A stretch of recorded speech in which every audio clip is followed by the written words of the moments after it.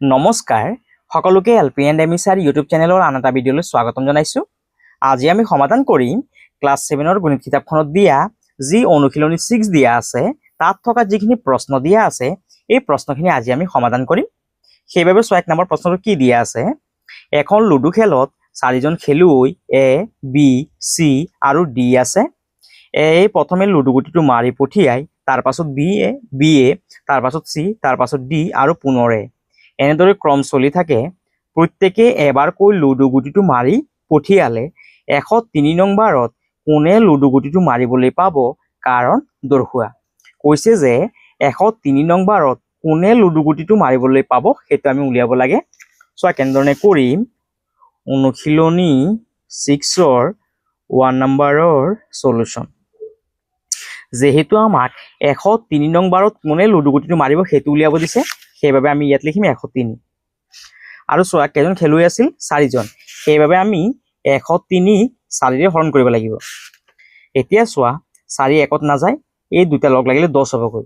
যেহেতু 4তকৈ 10টো ডাঙৰ সেইবাবে 4 10ত কেবাৰ যাব দুইবাৰ, 4 2 গুণ 8, 10ৰ পৰা 8 গ'লে 2, 3টো তলত নমাই দিয়া, ইয়াত পালো আমি 23।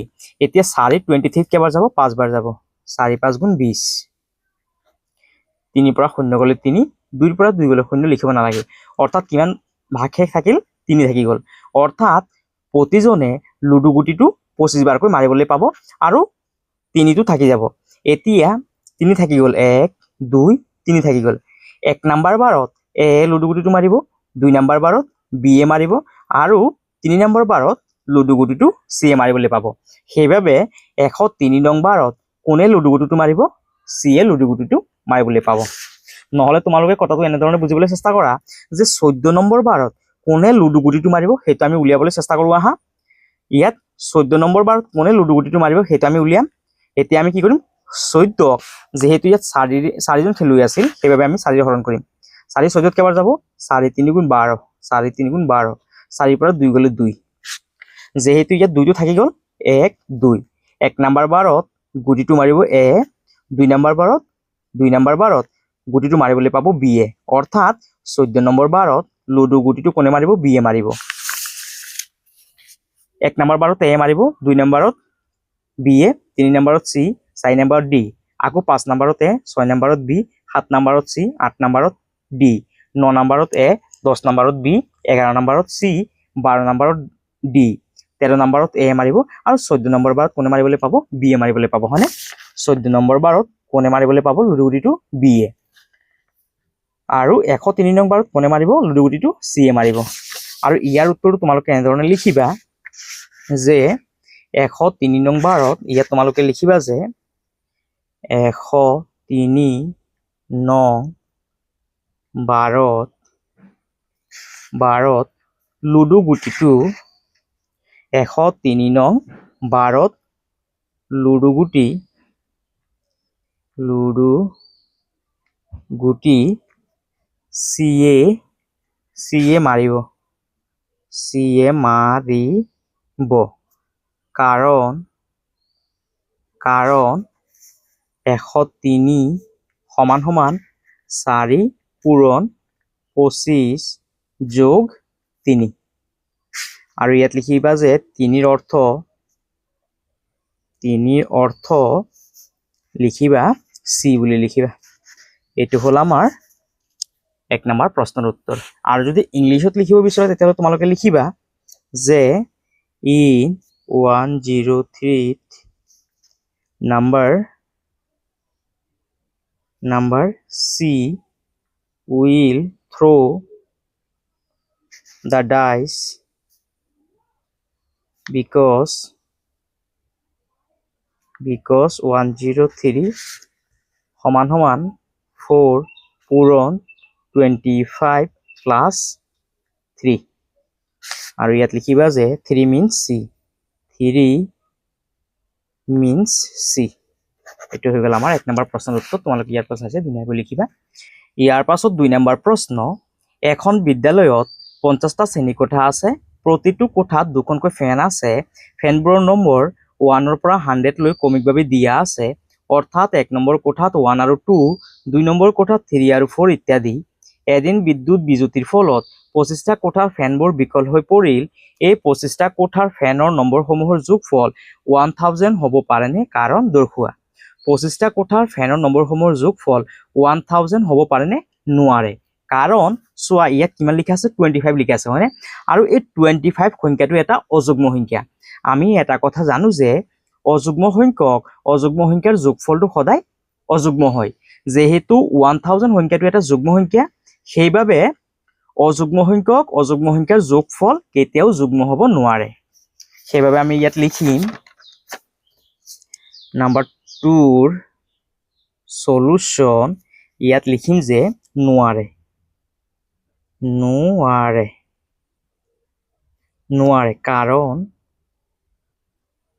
কাৰণ অযুগ্ম সংখ্যক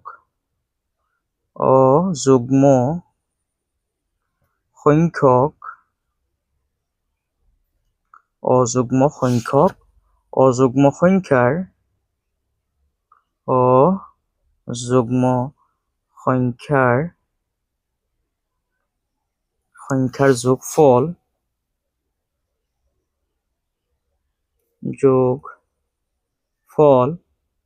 যুগ্ম হ'ব নোৱাৰে। আৰু যদি ইংলিছত লিখা তেতিয়াহ'লে লিখিবা cannot because odd number of some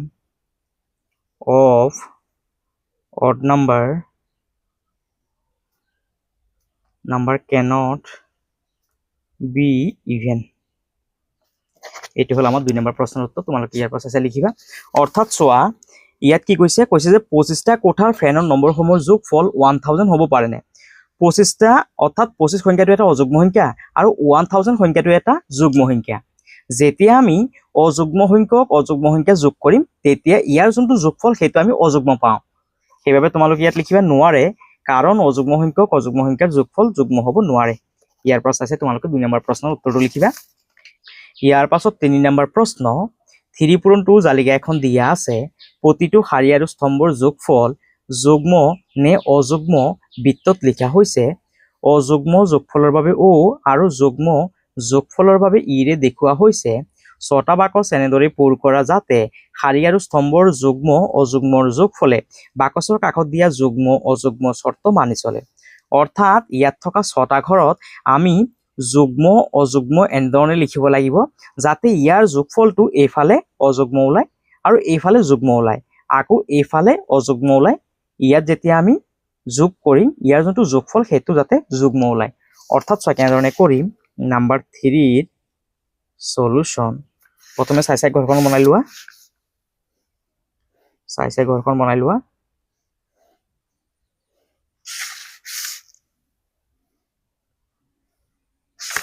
ইয়াত লিখা আছে O মানে অযুগ্ম, ইয়াত লিখা আছে E মানে যুগ্ম। তাৰপাছত O E E। এতিয়া আমি ইয়াত যুগ্ম বা অযুগ্ম সংখ্যাটো এনেধৰণে লিখিব লাগিব যাতে এইখিনি যোগ কৰিলে ইয়াৰ যোনটো যোগফল সেইটো যুগ্ম ওলায়।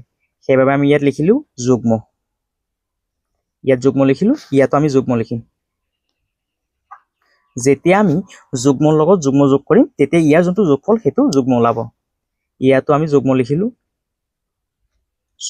ইয়াতো আমি যুগ্ম লিখিলো। যুগ্মৰ লগত যুগ্ম যোগ কৰিলে ইয়াৰ যোগফলটো যুগ্ম ওলাবগৈ। এতিয়া এই চাইডে অযুগ্ম ওলাব লাগিব।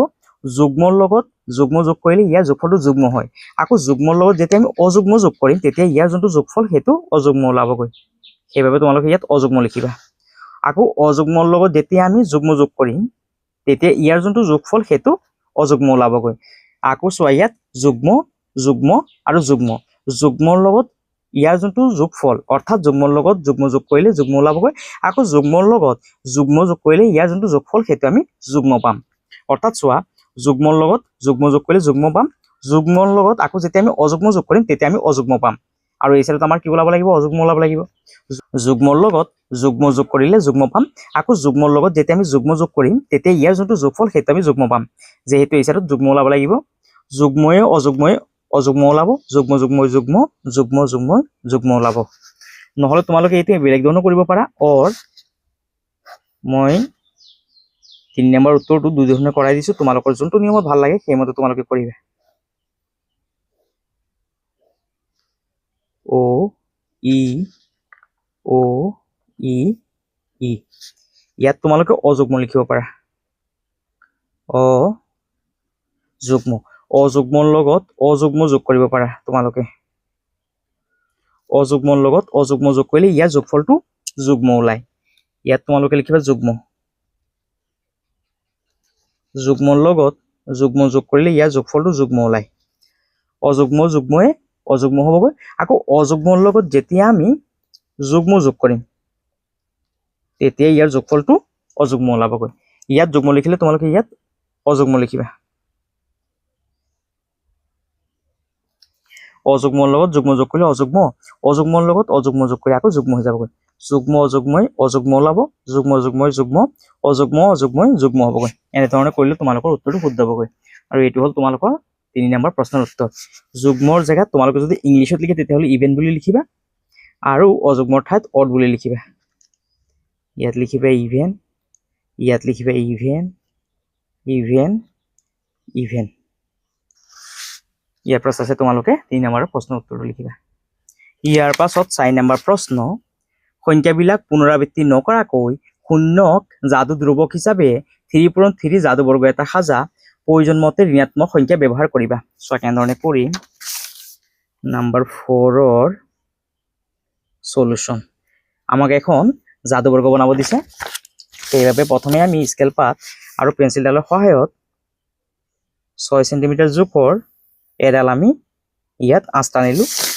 এই চাইডতো আমি 6 সেণ্টিমিটাৰ জোখৰ আন এডাল আঁচ টানিব লাগিব। এই চাইডতো আমি 6 সেণ্টিমিটাৰ জোখৰ এডাল আঁচ টানিব লাগিব।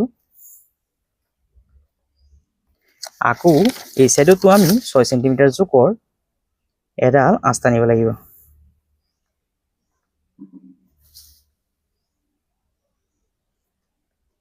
এতিয়া ইয়াক সমানে 3 ভাগে ভাগ কৰা। ইয়াক সমানে 3 ভাগে ভাগ কৰি লোৱা।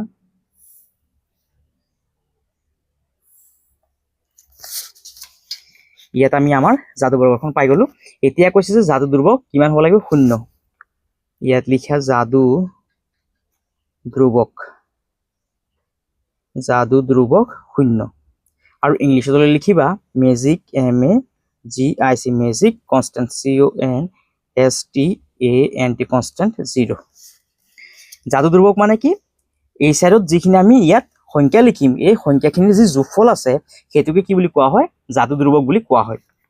অৰ্থাৎ চোৱা, কৈছে যে সংখ্যাবিলাক পুনৰাবৃত্তি নকৰাকৈ শূন্যক যাদু ধ্ৰুৱক হিচাপে 3 যাদু বৰ্গ এটা সাজা, প্ৰয়োজন মতে ঋণাত্মক সংখ্যা ব্যৱহাৰ কৰিবা। প্ৰথমে আমি ইয়াত শূন্যক, মাজৰ সংখ্যাটো আমি 0 বুলি ধৰি লৈছো।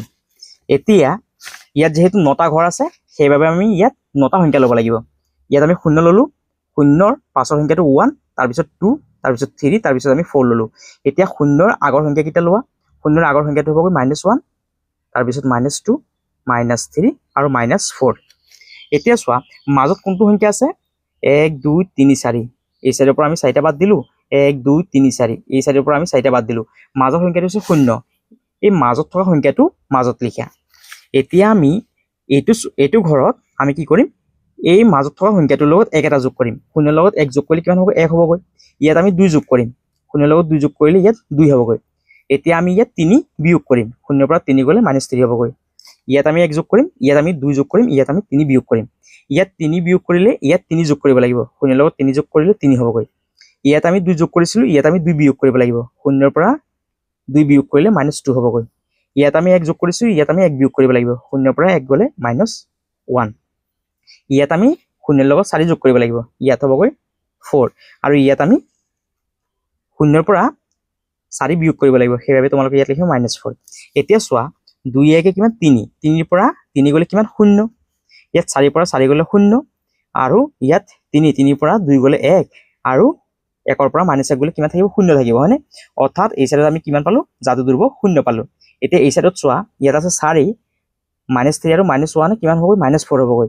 4 পৰা 4 গ'লে কিমান হ'ব 0 2 পৰা 2 গ'লে 0 3 একে 4 4 পৰা 4 গ'লে 0 অৰ্থাৎ যাদু দ্ৰব্য কিমান হৈ গ'ল 0 হৈ গ'ল আৰু ইয়াৰ পৰা চাইছে তোমালোকে 4 নম্বৰৰ উত্তৰটো লিখিবা এটো হল আমাৰ 4 নম্বৰ প্ৰশ্নৰ উত্তৰ ইয়াৰ পাছত 5 নম্বৰ প্ৰশ্ন তলৰ বাক্যবোৰ শুদ্ধ নে অশুদ্ধ লিখা এ নম্বৰ যুগ্ম সংখ্যক অযুগ্ম সংখ্যাৰ যোগফল হৈছে যুগ্ম যুগ্ম সংখ্যক অযুগ্ম সংখ্যাৰ যোগফল হৈছে যুগ্ম এটো শুদ্ধ হ'বগৈ নাম্বাৰ 5 অৰ এ নম্বৰৰ সলিউশন তোমালোকে ইয়াত লিখিবা শুদ্ধ আৰু ইংলিশত লিখিবা ট্ৰু কি কৈছে চোৱা যুগ্ম সংখ্যক অযুগ্ম সংখ্যা যুগ্ম সংখ্যক অযুগ্ম সংখ্যাৰ যোগফল হৈছে যুগ্ম অৰ্থাৎ ইয়াত লিখিলো 2 4 2 + 4 + 6 এতিয়া চোৱা ইয়াত গোটেইখিনি হৈছে যুগ্ম সংখ্যা আৰু কেইটা আছে তিনটা আছে হয়নে অৰ্থাৎ অযুগ্ম সংখ্যক আছে গৈ এতিয়া যোগ কৰি চোৱা 6 4 10 10 2 12 অৰ্থাৎ চোৱা আমি কিমান পালো 12 পালো আৰু 12 সংখ্যাটো এটা যুগ্ম সংখ্যা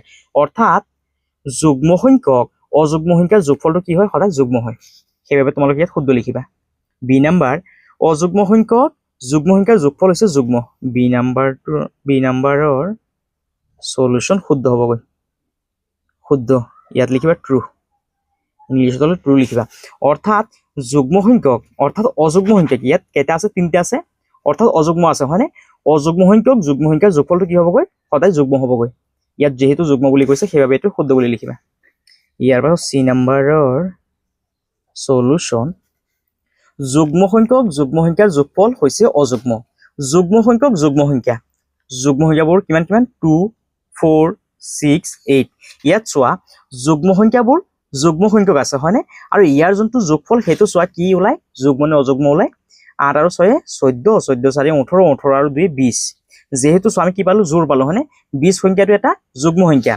ইয়াত কৈছে অযুগ্ম যুগ্ম সংখ্যক যুগ্ম সংখ্যাৰ যোগফল হৈছে অযুগ্ম যেহেতু আমি যুগ্ম পালো সেইবাবে সি নম্বৰটো অশুদ্ধ হ'বগৈ ইয়াত তোমালোকে লিখিবা অশুদ্ধ আৰু ইংলিশত লিখিবা ফলছ ইয়াৰ পাছত ডি নম্বৰৰ সলিউশন অযুগ্ম সংখ্যক অযুগ্ম সংখ্যাৰ যোগফল হৈছে যুগ্ম অযুগ্ম সংখ্যক ইয়াত যেনে 1 3 অযুগ্ম সংখ্যক অযুগ্ম সংখ্যা আৰু এটা লিখিব লাগিব যেনে ইয়াত 5 লিখিলো এটা গোটেইখিনি যোগ কৰি চোৱা 5 3 8 8 1 9 9 ইয়াত কি কৈছে চোৱা কৈছে অযুগ্ম সংখ্যক অযুগ্ম সংখ্যাৰ যোগফল হৈছে যুগ্ম যেহেতু চোৱা ইয়াত আমি কি পালো অযুগ্ম সংখ্যক অযুগ্ম সংখ্যাৰ যোগফলটো আমি কি পালো অযুগ্ম পালো যেহেতু ইয়াত যুগ্ম বুলি কৈছে সেইবাবে এটো অশুদ্ধ হ'বগৈ অশুদ্ধ ইংলিশত লিখিব ফলছ এটো হল আমাৰ 5 নম্বৰ প্ৰশ্নৰ উত্তৰ ইয়াৰ পাছত 6 নম্বৰ প্ৰশ্ন 1 পৰা 75 লৈ সংখ্যাবোৰৰ যোগফল যুগ্ম নে অযুগ্ম হ'ব এনেকুৱা ধৰণৰ প্ৰশ্নৰ উত্তৰ উলিয়াবৰ কাৰণে এটা সূত্ৰ আছে সেই সূত্ৰটো তোমালোকে মনত ৰাখিবা সো কেনেধৰণে কৰিম নাম্বাৰ 6 অৰ সলিউশন সেই সূত্ৰটো হৈছে গৈ n bracket n + 1 bracket divided by 2 এতিয়া সো কেনেধৰণে কৰিম n মানে হৈছে গৈ 75 ইয়াত 75 লিখিবা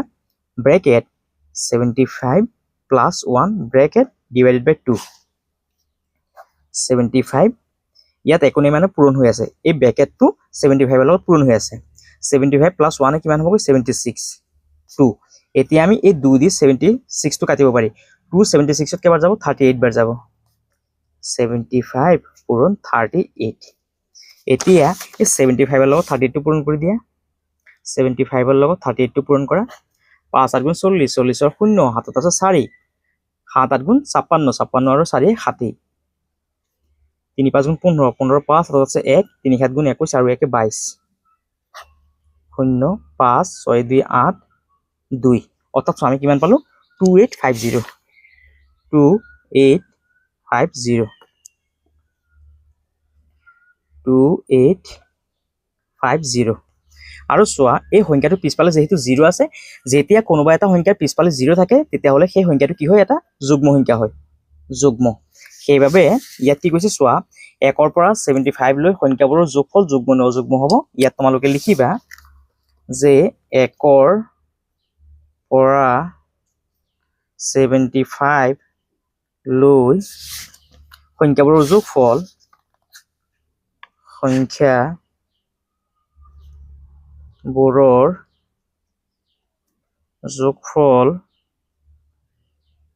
সংখ্যাবোৰৰ যোগফল যেহেতু আমি ইয়াত কি পালো যুগ্ম পালো সেইভাবে তোমালোকে ইয়াত লিখিবা যুগ্ম যুগ্ম হ'ব এটো হল আমাৰ 6 নম্বৰ প্ৰশ্নৰ উত্তৰ আৰু যদি তোমালোকে যদি ইংলিশত লিখা তেতিয়াহলে তোমালোকে লিখিবা যে ইভেন বুলি লিখি দিবা ইভেন ইভেন এটো হল আমাৰ 6 নম্বৰৰ উত্তৰ ইয়াৰ পাছত 7 নম্বৰ প্ৰশ্ন বিৰাহাং ফিবোনাচি আৰ্হিত দুটা কমিক পদ হৈছে 377 আৰু 610 আৰ্হিটোৰ পৰৱৰ্তী দুটা পদ কি ইয়াৰ আগৰ দুটা পদ কি আছিল সেইটো আমি উলিয়াব লাগে এতিয়া চোৱা বিৰাহাং ফিবোনাচি আৰ্হি মানে কি সেইটো তোমালোকৰ পেজ নাম্বাৰ 239 ত দিয়া আছে পেজ নাম্বাৰ 239 ত দিয়া আছে বিৰাহাং ফিবোনাচি আৰ্হিটো দিয়া আছে বিৰাহাং সংখ্যাৰ আৰ্হিটো হৈছে গৈ 1 2 3 5 8 13 21 34 অৰ্থাৎ চোৱা প্ৰথমে লিখিছে 1 তাৰ পিছত লিখিছে 2 এতিয়া এই দুইৰ লগত একটো যোগ কৰিছে 2 একে কিমান হ'ব 3 হ'ব গৈ এতিয়া 3 ৰ লগত আগৰ সংখ্যাটো যোগ কৰা 3 2 5 এতিয়া এই 5 যে পালো 5 ৰ আগৰ সংখ্যাটো যোগ কৰি দিয়া 5 3 8 এতিয়া 8 ৰ লগত 5 টো যোগ কৰা 8 5 13 13 ৰ লগত এতিয়া 8 টো যোগ কৰি দিয়া 21 21 ৰ লগত 13 যোগ কৰিলে 34 এতিয়া এই 34 ৰ লগত 21 টো যোগ কৰিছে 34 ৰ লগত 21 যোগ কৰিলে কিমান হ'ব 55 এতিয়া এই 55 ৰ লগত 34 টো প্লাস কৰিছে 5 4 9 5 3 8 এতিয়া 89 ৰ লগত 55 টো যোগ কৰি দিয়া 9 আৰু 5 14 14 4 হাতত আছে 1 8 5 13 আৰু 1 14 144 এতিয়া 144 ৰ লগত 89 টো প্লাস কৰা 9 আৰু 4 13 13 3 হাতত আছে 1 8 4 12 8 4 12 1 13 13 3 হাতত আছে 1 1 1 2 233 এতিয়া এই 233 ৰ লগত 144 টো প্লাস কৰা 4 3 7 4 3 7 2 1 3 2 1 3 এনে ধৰণে ফিবোনাচিৰ আৰ্হিটো বনোৱা হয় এতিয়া সব প্ৰশ্নটো কি কৈছে যে বিৰাহাং ফিবোনাচি আৰ্হিত দুটা কমিক পদ হৈছে 377 আৰু 610 আৰ্হিটোৰ পৰৱৰ্তী দুটা পদ কি ইয়াৰ আগৰ দুটা পদ কি আছিল সেইটো আমি উলিয়াব লাগে সো কেনেধৰণে কৰিম নম্বৰ 7 ৰ সলিউশন ইয়াত কৈছে যে আৰ্হিটোৰ পৰৱৰ্তী দুটা পদ কি ইয়াত লিখিবা যে আৰ্হিটোৰ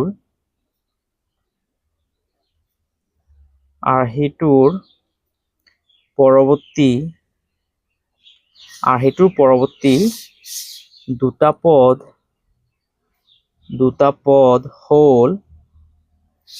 দুটা পদ হল সব পদ দুটা দিয়া আছে 377 আৰু 610 এতিয়া এই 377 ৰ লগত 610 টো প্লাস কৰা 377 ৰ লগত 610 টো প্লাস কৰা 7 আৰু 0 যোগ কৰিলে 7 7 1 8 6 আৰু 3 যোগ কৰিলে 9 হ'বগৈ কিমান পালো আমি 987 এতিয়া এই 987 ৰ লগত 610 টো প্লাস কৰি দিয়া 7 ৰ লগত 0 যোগ কৰিলে 7 8 1 9 9 আৰু 6 যোগ কৰিলে 15 কিমান পালো 1597 অৰ্থাৎ আৰ্হিটোৰ পৰৱৰ্তী দুটা পদ হৈছে গৈ 987 আৰু 1597 এতিয়া কৈছে যে ইয়াৰ আগৰ দুটা পদ কি আছিল ইয়াত লিখিবা যে ইয়াৰ আগৰ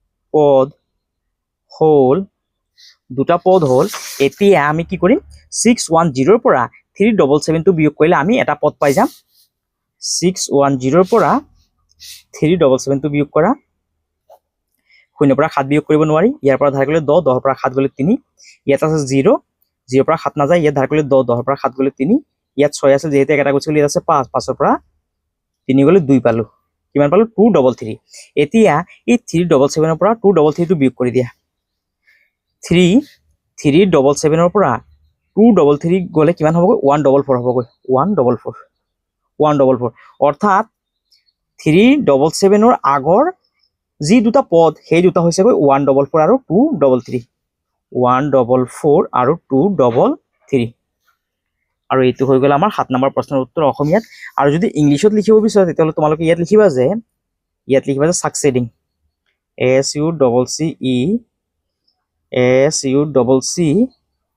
SUCCEDING সাকসেডিং টাৰ্মস are আৰু ইয়াত লিখিবা যে প্ৰিচিডিং PRECEDING প্ৰিচিডিং টাৰ্মস are ইয়াৰ পৰা আছে তোমালোকে 7 নম্বৰ প্ৰশ্নৰ উত্তৰটো লিখিবা ইয়াৰ পাছত 8 নম্বৰ প্ৰশ্ন বিৰাহাং ফিবনাচি আৰ্হিত 25তম পদটো যুগ্ম নে অযুগ্ম নিৰ্ণয় কৰা চোৱা বিৰাহাং ফিবনাচি আৰ্হিটো কি আছিল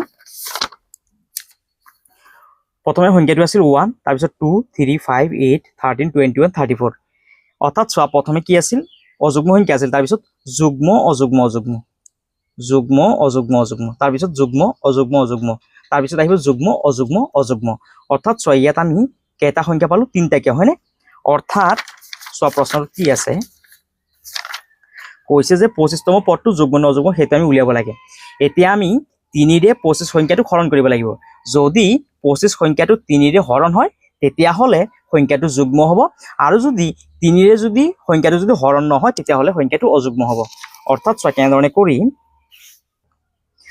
নাম্বাৰ 8ৰ সলিউশন 25 সংখ্যাটোক আমি 3 ৰে হৰণ কৰিম এতিয়া চোৱা 3 25ত কেইবাৰ যাব 8 বাৰ 3 8 গুণ 24 5ৰ পৰা 4 গলে 1 যেহেতু 25 সংখ্যাটো 3 ৰে সম্পূৰ্ণৰূপে হৰণ যোৱা নাই সেইবাবে 25 সংখ্যাটো হ'ব এটা অযুগ্ম সংখ্যা 25ৰ ঠাইত যদি 30 থকা হলে হয় তেতিয়া হলে সংখ্যাটো যুগ্ম হলে হয় 3 30ত কেইবাৰ যাব 10 বাৰ 3 10 গুণ 30 যেহেতু 30 সংখ্যাটো 3 ৰে সম্পূৰ্ণৰূপে হৰণ হৈছে সেইবাবে 30 সংখ্যাটো হ'ব এটা যুগ্ম সংখ্যা যেহেতু 25 সংখ্যাটো 3 ৰে সম্পূৰ্ণৰূপে হৰণ হোৱা নাই সেইবাবে 25 সংখ্যাটো হ'ব এটা অযুগ্ম সংখ্যা সেইবাবে তোমালোকে ইয়াত লিখিবা বিৰাহাং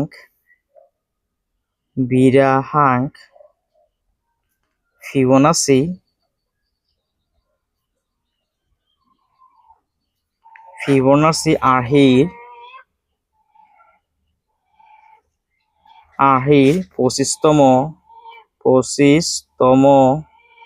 পদটো ইয়াত লিখিবা অযুগ্ম